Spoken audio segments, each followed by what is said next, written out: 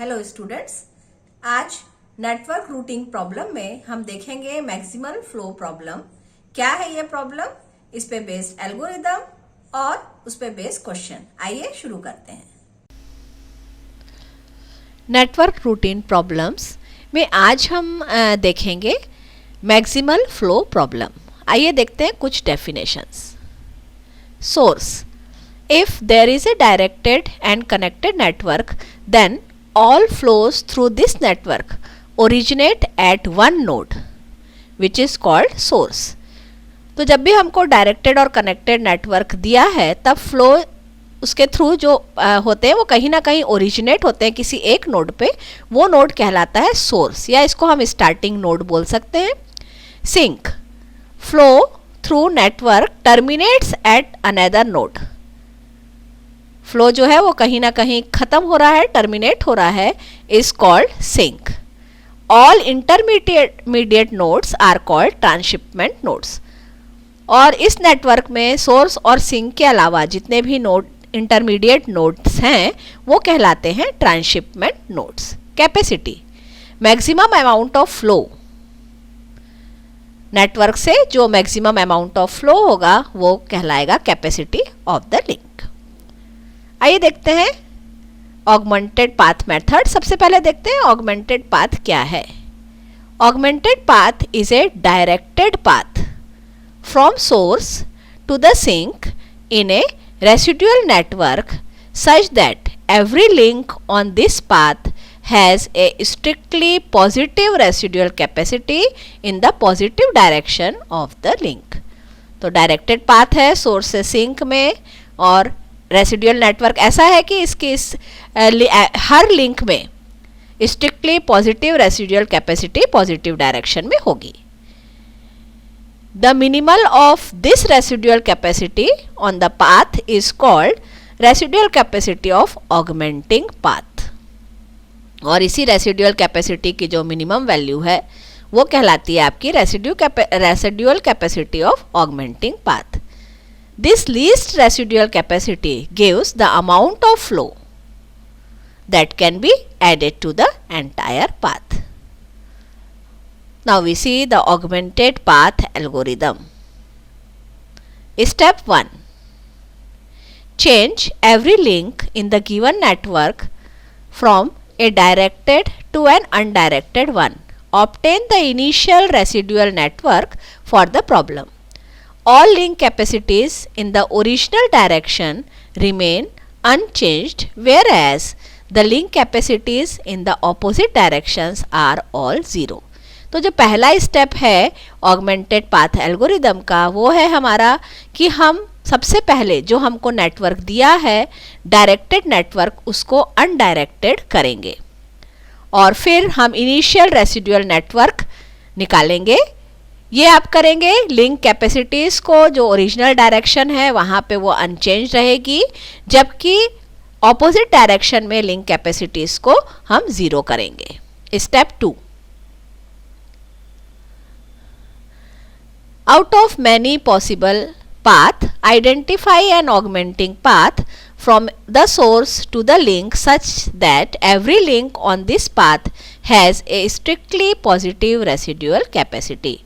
जितने भी possible augmenting path हैं उनमें से हमको उस पाथ को सेलेक्ट करना है जो कि जहाँ की आपको स्ट्रिक्टली पॉजिटिव रेसिडुअल कैपेसिटी मिल रही है। ऐसे पाथ आपके नेटवर्क में बहुत सारे होंगे जो कि हम अलग अलग पाथ के लिए वैल्यूज़ निकालेंगे रेसिडुअल कैपेसिटीज़ देखते हुए। B. If no such augmenting path is available, the current net flow given an optimal flow pattern। अगर ऐसा कोई augmenting path नहीं है तो जो current net flow है वही optimal flow pattern होगा। Step 3. The residual capacity of the augmenting path is given by K star equal to minimum of positive residual capacity of the links in the positive direction। तो residual capacity जो augmenting की होगी, जो हम path select करेंगे उसकी residual capacity के star को हम चुनेंगे मिनिमम ऑफ जितनी भी पॉजिटिव रेसिडुअल कैपेसिटीज़ हैं लिंक की पॉजिटिव डायरेक्शन में, उनमें से जो मिनिमम है वो ऑगमेंटिंग पाथ की रेसिडुअल कैपेसिटी होगी। Increase the flow in the path by K star, और इसी के स्टार से हमको फ्लो को इंक्रीज करना है, मीन्स हमको ऐड करना है नेट फ्लो। सिंक पे जो हमको फ्लो मिलेगा नेट फ्लो, उसमें हमको इस के स्टार को ऐड करना है। Step 4, update residual capacities. अब हमको अपडेट करना है रेसिडुअल कैपेसिटीज को। यहाँ तो हमने फ्लो नेट फ्लो में ऐड कर दिया जो मिनिमम वैल्यू हमको रेसिडुअल कैपेसिटीज मिली पॉजिटिव डायरेक्शन की।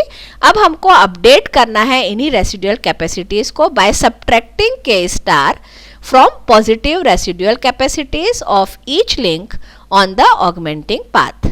No resulting residual capacity becomes negative. यहाँ पे ये ध्यान रखना है आपको कि कोई भी residual capacities negative नहीं होनी चाहिए। And add K star to residual capacity of each link in opposite direction on path. तो स्टेप 4 में हमको अपडेट करना है रेसिडुअल कैपेसिटीज को। ये हमको पॉजिटिव रेसिडुअल कैपेसिटी को से सब्ट्रैक्ट करना है हर लिंक में ऑगमेंटिंग पाथ के, और ऐड करना है ऑपोजिट डायरेक्शन पे जो हमारी रेसिडुअल कैपेसिटी है उसमें। Return to step 2। Step 5, the optimal flow pattern is obtained by comparing the residual capacities with the original link capacities. There is a flow along a link only if the residual capacities of the link is less than the original link capacity. The amount of this flow equals the difference between these capacity. Now we see some applications of maximum flow problem. Here are some applications. Maximum flow problem can be used to maximize the flow through a company's distribution network from its factory to its customer, to maximize the flow through a company's supply network from its vendors to its factories, to maximize the flow of oil through a system of pipeline, to maximize the flow of water through a system of pipelines, maximize the flow of vehicles through a transportation network. तो हम network analysis के द्वारा maximum flow problems को इन सभी field में use कर सकते हैं। आइए देखते हैं इस पे बेस्ड एक प्रॉब्लम। ये आपको प्रॉब्लम दिया है, consider the maximum flow problem for the network given below. The source is node O and the sink is node T and the link capacities are shown on the directed links. Use the augmented path algorithm to solve it. तो ये हमको दिया हुआ है network. यहाँ आप देख रहे हैं सोर्स जो है हमारा नोड O है, सिंक जो है नोड T है।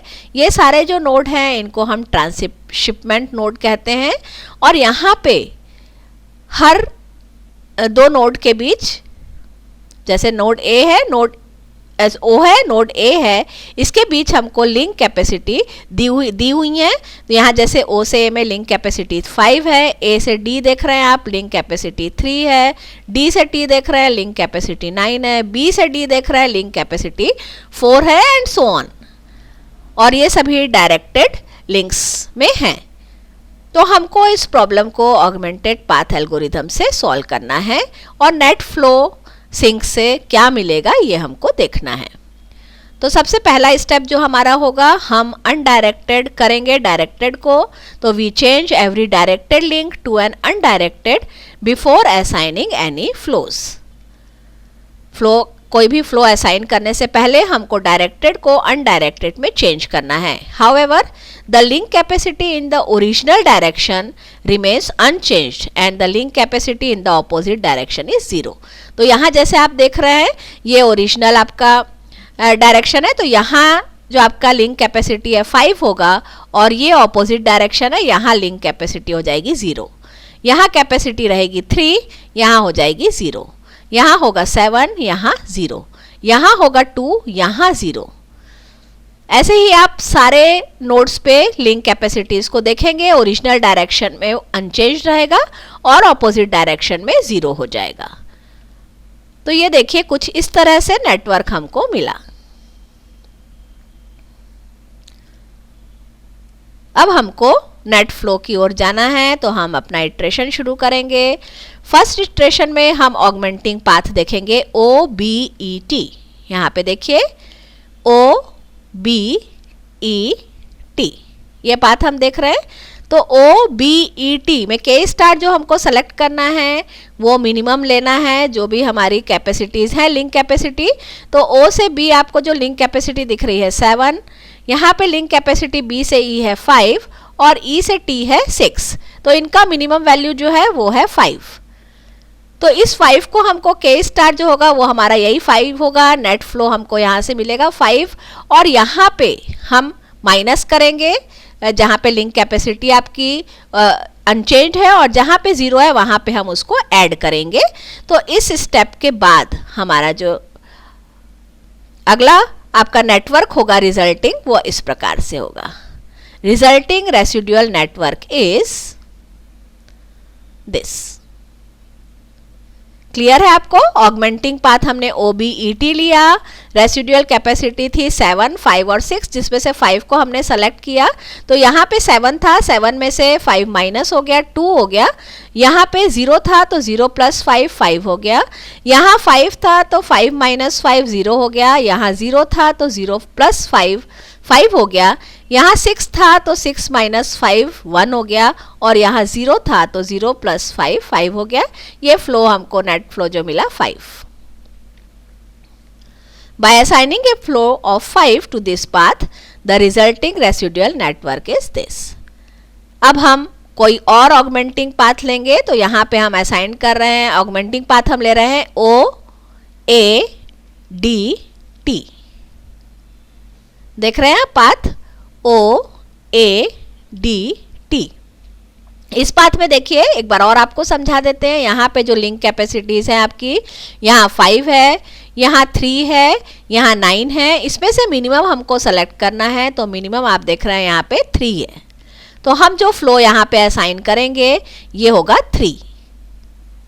और हमको अब रिजल्टिंग रेसिडुअल नेटवर्क जो मिलेगा अपडेट करना है आपको रेसिडुअल कैपेसिटीज़ को। तो यहाँ पे आपका हो जाएगा 5 माइनस 3 मतलब 2, यहाँ पे हो जाएगा 0 प्लस 3 तो 3, यहाँ 0 हो जाएगा, यहाँ 3 हो जाएगा, यहाँ पे 3 माइनस होगा तो 6 हो जाएगा और यहाँ पे हो जाएगा आपका 3।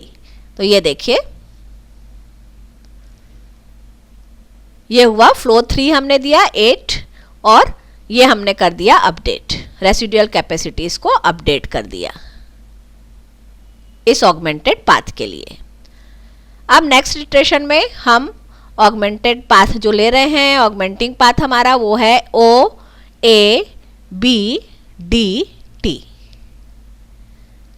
ठीक है, OABDT। तो यहाँ पे मिनिमम जो हमको कैपेसिटी मिल रही है वो 1 है, तो हम इसको अब 1 असाइन कर रहे हैं नेट फ्लो में। तो ये हो जाएगा 8 प्लस 1 9 और फिर हम अपडेट करेंगे वैल्यूज़ को। इसके बाद हम अगला जो ऑगमेंटिंग पाथ ले रहे हैं वो है OBDT। इसमें मिनिमम वैल्यू हमको मिल रही है 2, तो यहाँ पे हम असाइन करेंगे फ्लो नेट फ्लो 2 और रेसिडुअल नेटवर्क जो हमारा होगा वो टोटल नेटवर्क जो हो जाएगा वो होगा 8 के बाद आपने प्लस 1 किया 9 और प्लस 2 11 और अपडेट जो आपके वैल्यूज़ होंगे। अब आप समझ गए हैं हमको पॉजिटिव डायरेक्शन में उसको यहाँ आपको वैल्यूज़ माइनस करनी है, यहाँ आपको जहाँ पे ऑपोजिट डायरेक्शन है वहाँ पे आपको वैल्यूज़ ऐड करनी है, जो भी जिस पाथ के लिए आप ले रहे हैं ऑगमेंटिंग पाथ उस पाथ में। ऐसे ही हम ऑगमेंटिंग पाथ अब लेंगे जो हमारे बचे हुए पाथ हैं OCEDT। यहाँ पे आपको ध्यान रखना है कि रेसिडुअल कैपेसिटी आपकी कहीं पे भी नेगेटिव नहीं होनी चाहिए। तो OCEDT जब हम लेंगे इसमें हमको जो मिनिमम मिल रहा है फ्लो आपको मिल रहा है 1 का, तो यहाँ पे 11 प्लस 1 हो जाएगा, 11 प्लस 1 हो जाएगा और फिर से हम रेसिडुअल कैपेसिटी को OCEDT वाले पाथ में अपडेट करेंगे। एक और अगला हम देखते हैं ऑगमेंटेड पाथ OCET। पहले हमने लिया था OCEDT, अब अगला पाथ हम ले रहे हैं OCET। इसमें फिर आप 1 का फ्लो दे रहे हैं तो आपका हो गया 11, यहाँ से आपका हुआ था 11 + 1 12, 12 + 1 13, और हम फिर से अपडेट करेंगे तो हमारा जो रिजल्टिंग रेसिडुअल नेटवर्क होगा वो होगा इस प्रकार से 11 + 2 ऐड हो गया 13, और ये हो गई आपकी लिंक कैपेसिटीज जो कि हमने अपडेट की। अपडेट करना आपको अब इजीली आ जाएगा, आप आसानी से उसको सॉल्व कर सकते हैं। अब हम जो ऑगमेंटिंग पाथ ले रहे हैं ओ सी ई बी डी टी, यहाँ पे देख रहे हैं आप ओ सी ई बी डी टी, यहाँ पे भी मिनिमम वैल्यू हमको 1 मिल रही है, तो हम इसमें फ्लो को असाइन करेंगे 1 से, +1 हो जाएगा आपका दोनों साइड, और यहाँ पे जो हम पाथ ले रहे हैं यहाँ पे वैल्यू आपकी 1 माइनस हो जाएगा, यहाँ पे आपका ऐड हो जाएगा ओ से, फिर यहाँ आएंगे आप, यहाँ पे माइनस होगा, यहाँ पे ऐड होगा, फिर आप आएंगे ई से बी में, यहाँ पे माइनस होगा, यहाँ पे ऐड हो, ऐसे ही आपको रेसिडुअल कैपेसिटी जो है उनको अपडेट करते जाना है। तो जो हमको बहुत इजीली इसको कर पाएंगे, जो हमको रेसिडुअल नेटवर्क फाइनल मिलेगा वो होगा ये। अब हमने सारे ऑगमेंटिंग पाथ ले लिए, कोई भी पाथ हमारा बचा नहीं है, तो इसलिए ये करंट फ्लो जो है ये आपका ऑप्टिमल फ्लो पैटर्न होगा। तो ये हुआ हमारा नेटवर्क प्रॉब्लम जो हमको इनिशियली दिया था, और ये मिला हमको फ्लो पैटर्न जो कि ऑप्टिमल फ्लो पैटर्न इस नेटवर्क के लिए होगा।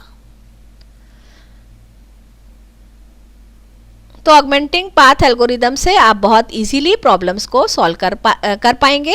बहुत से प्रॉब्लम्स आप इससे सॉल्व करके देखिए।